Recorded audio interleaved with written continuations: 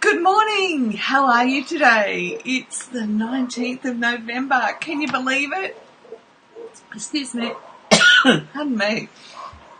It's Monday morning in beautiful Brisbane, Australia, and we're just about headed for summer. And I believe in the Northern Hemisphere you've all been experiencing snow already. My goodness. As you can see, it's warm here, so we're not anywhere near experiencing snow. How are you today? And I know that if you're in the Northern Hemisphere, you actually are still on Sunday night. We're here on Monday morning, and we're ready to go.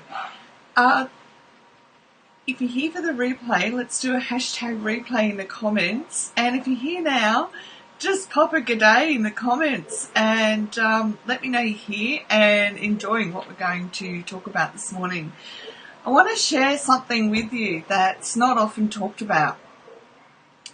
We hide it a lot inside ourselves, but in the world that we live in now, loneliness has become a problem, even though we are the most connected that we've ever been.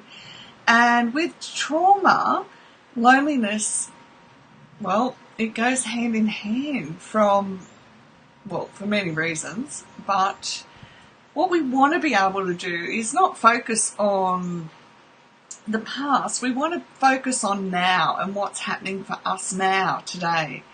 So with trauma and loneliness, we need to ask ourselves some questions in order that we can begin to identify what's happening for us. And as we do that, we can unpack what we believe.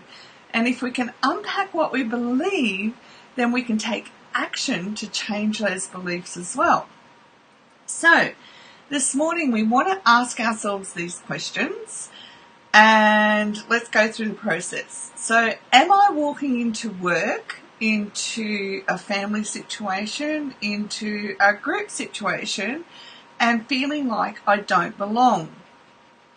Now, feeling like we don't belong doesn't mean we don't belong. It's just that we get this real sense deep inside of us that we don't belong, that we're not part of what's happening. Do I feel like a piece of me is missing and I have to hide this fact? A lot of us have to go through life wearing masks and we don't even know why. And oftentimes, if we sit and take the time, we can identify that we do feel like a piece of us is missing. So am I feeling like no one understands my life? That may sound dramatic to some people, but when you've had childhood developmental trauma, it actually comes hand in hand with it because we don't have the language to understand our lives yet. And that's why I do a lot of the work I do, so that I can give you language around what's happening for you. And once you have the language, then you're able to take that to your therapist, to your trauma coach, to a counsellor, and you're able to sit down and begin to do the work that transforms your life, okay? Do I isolate myself to keep from engaging with other people? Has my ability to be social just never been present in my life? So do social situations make you feel like you just don't know what's happening? Do I feel constantly alone and have no idea how to change this feeling? Now, when you've come through childhood developmental trauma, our brains develop differently. So therefore, we have to be able to sit down and have the language for everything that's going on around us and within us in order that we can bring it out and examine it and see what really is the truth. And as adults, we have the ability now to change everything that we want. But first we've got to identify what we believe, and that in itself is an order and a process that we can go through. So I jumped in this morning and made some sheets for us, and what I've done is I will put the link down below so that you can print the sheets off and work through them as well. So first of all, because in trauma, our first point of reference is our emotions, we put the emotions first. So what am I feeling? And write them all down. Now, free writing is something that we do where we don't try and make an order out of it straight away. We sit down and we just say, what am I feeling? What's at a heart level that I need to identify right now? And when we do that, we just write it down. And as we do that, there'll be one or two that stand out to us and we go, now I understand what it is I'm really feeling. So we're not just living on the surface, we're taking it deeper into our heart center to identify what it is I'm feeling. Then, after we've done those, we can actually begin to identify what I'm thinking. And remember that what I'm thinking comes under the logical, the prefrontal cortex. We are trying to make an order out of that which is being disordered prior to this time in our life. So just write down some thoughts around it. What's happening? What can you identify that you're thinking about this situation that you're in? Then we've got to sit and ask the question, where do my feelings and thoughts limit me? Well, where does my feeling? What is that one feeling that stood out? And where is it limiting me in going out and changing my life? Okay? Once we identify the limit, it makes it easier. Let me just grab the second one. It makes it easier to sit there and just feel right in our heart center, what do I believe about this situation? And once we understand what we believe about the situation, so in this particular instance, it's about loneliness. So what am I believing that as an adult, it is no longer true and it no longer serves who I am and where I want to be in my life? Okay, so when we're asking these crucial questions, we then are able to say, okay, so I can see that that belief has come from wherever, childhood, especially if we've come through childhood developmental trauma.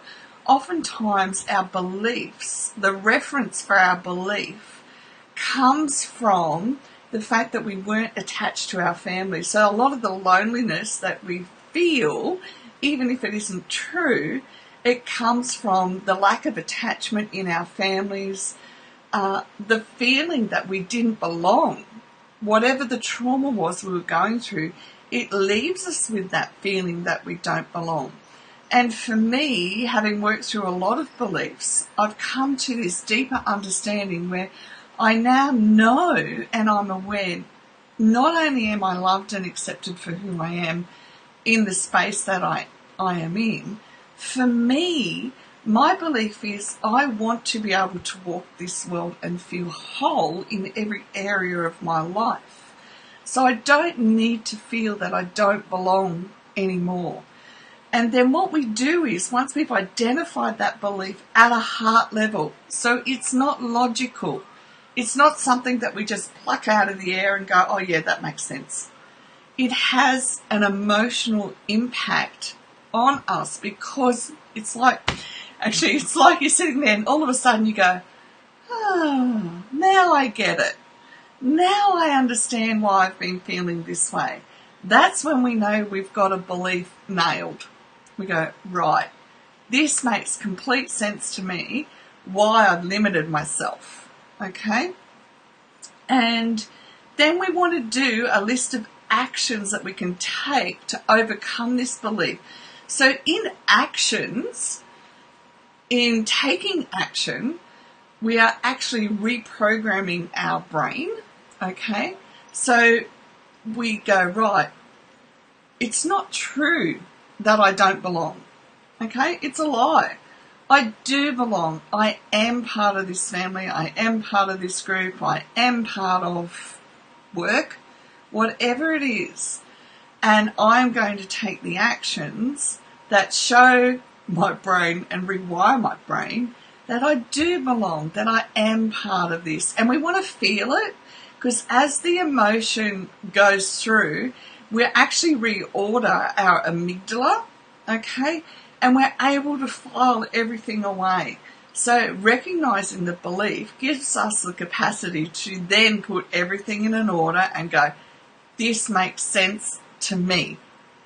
It doesn't matter if it makes sense to anybody else. It makes sense to you, because then you're going to be able to take actions to affect the belief within your entire system. So your neurology, biology, your physicality, your emotions, your mental, actually, maybe your mental, your stream of thoughts. I mean, not say we're mental, but, you know, whatever floats. And all our senses are then able to get on board and have it make sense as well. And it's like we're able to then get a really good taste of life, and life abundant, and life that we want to live and participate in.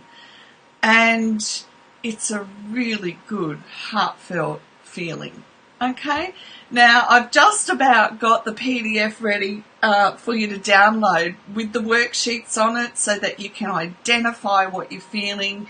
You can work through right down to the belief. I'll put the link down below. I won't be too long. And that way you can sit there, print it out if you can, or sit with, here we go. So if you've got your download on your phone or whatever, then sit with a workbook and write out the answers. It doesn't have to be long and extensive, but the more we come to know our heart and our heart's desire, the more fulfilling our life is, okay? And the more that we automatically say no to anything that deviates us from our path and where we're going, okay?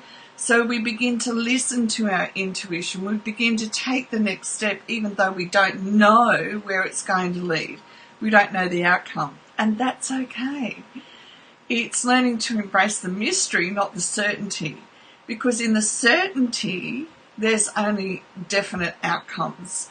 And for those who walk a path of faith, there's always risk involved too. And oftentimes you can't explain what's happening. You just know the next thing that you've got to do, and it comes from a heart level. And I want to assure you that that's the right thing to do. Okay? Have an absolutely gorgeous Sunday evening if you're in the Northern Hemisphere. Have a wonderful Monday, and keep your eye out for the link below very shortly. Okay, any questions or comments, let me know. And if you need any help with filling out the sheets, just hit me up with a comment down below, and I will happily help you, direct you how you can fill out the sheets. Okay, blessings and dreams, and I will see you tomorrow morning. Bye for now.